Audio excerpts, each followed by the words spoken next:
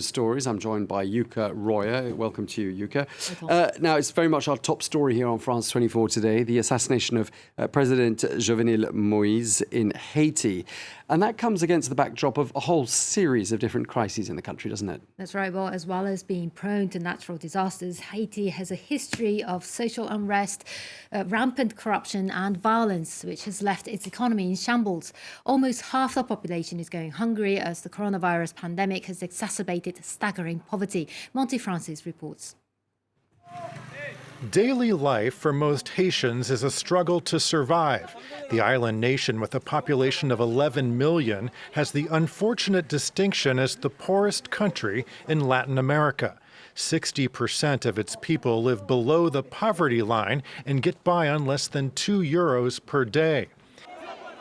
The country's infrastructure is in disrepair more than a decade after a powerful earthquake rocked the island, killing some 200,000 people and displacing almost a half of its entire population. Then, in 2016, Hurricane Matthew swept through, killing 3,000 and further threatening a recovery that never came. In the face of such economic misery, the government has been accused of enriching itself while its people go without basic needs such as clean water. Haitians are also dealing with an epidemic of crime. Criminal gangs are said to rule the streets, and kidnappings, most of school children, have tripled in 2 years' time. In a sign the violence will only get worse, one of the most powerful gang leaders, Jimmy Cherizier, who goes by the alias of Barbecue, heads a group of 9 gangs and says he's launching a revolution against the country's political elites. The danger in the streets is also affecting the country's response to COVID-19. Violence in and around the capital prompted Doctors Without Borders and others to close their clinics, just as infections reach their highest levels so far. While many countries in Latin America are on their way to vaccinating large numbers of their citizens, the World Health Organization says that Haiti is one of just 5 countries left in the world that has not yet launched its vaccine campaign. Former US President Donald Trump has filed lawsuits against Facebook, Twitter, and YouTube's owner Google, claiming that he is the victim of censorship. The lawsuits allege that the social media platforms infringed on his and others' constitutional right to freedom of speech. Trump is also suing the chief executives of these companies. The former president was suspended from his social media accounts in January after his supporters stormed Capitol Hill to prevent Congress from confirming Joe Biden as the next president. The companies said Trump had violated their policies against glorifying violence. We're demanding an end to the shadow banning, a stop to the silencing, and a stop to the blacklisting, banishing, and canceling that you know so well. In addition, we are asking the court to impose punitive damages on these social media giants.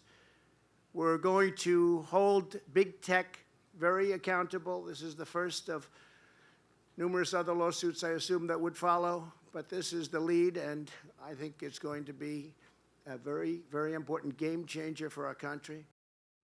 The European Commission has upgraded the EU's growth forecast for this year and next.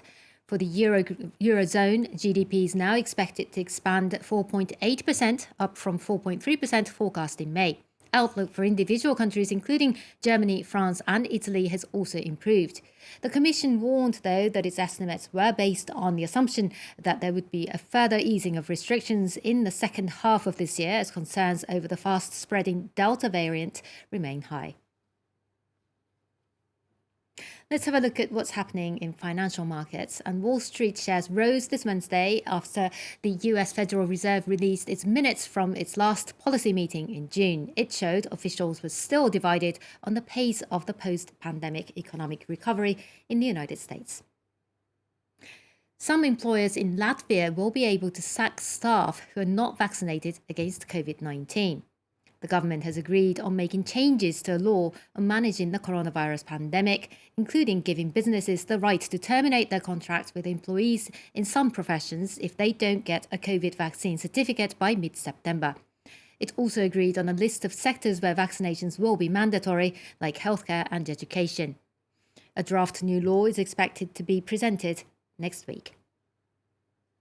Meanwhile, London's Heathrow Airport is going to offer fast-track lanes for some fully vaccinated arriving passengers. The trial will be launched this weekend, starting with passengers arriving on selected flights from Athens, Los Angeles, Jamaica, and New York if they carry vaccination certificates. It will then be expanded to other arrivals from July the 19th, when the government is planning to lift most pandemic restrictions in England. Here in France, nightclubs are set to reopen from this Friday after 15 months of staying shut due to the pandemic. But the strict rules around their reopening are too much for some businesses who say it's not worth their while. Catherine Viette has more. It's a return to the dance floor under strict rules. From Friday, a health pass will be needed to party once French discos reopen, but face masks will be optional. Anyone hoping to dance the night away will have to show proof that they are fully vaccinated, have recovered from COVID, or have tested negative for the virus within the last 48 hours. Clubs are also only allowed to operate at 75% of their normal occupancy. Some nightclub owners are complaining the government rules are too strict. Il va expliquer à quelqu'un qui ne rentre pas à la discothèque parce qu'il n'a pas vu faire le test. Moi, je ne suis pas policier pour lui dire tu vas faire le test ou tu vas te vacciner. Club owners say the main problem is that their young clientele is the least vaccinated group. Only about 20% have received both doses. Add to that the need to quickly rehire staff and restock the venues after being closed for 15 months, and some clubs are choosing not to reopen this summer. On trouve que c'est trop de contraintes pour nous, quoi. According to a hospitality trade union, more than 100 nightclubs out of the 1,600 across France have already closed permanently due to the economic crisis caused by the pandemic. The sector also employs around 30,000 people. Club owners are now keeping their fingers crossed that a fourth wave won't disrupt their plans for the fall. Are you going back to the dance floor?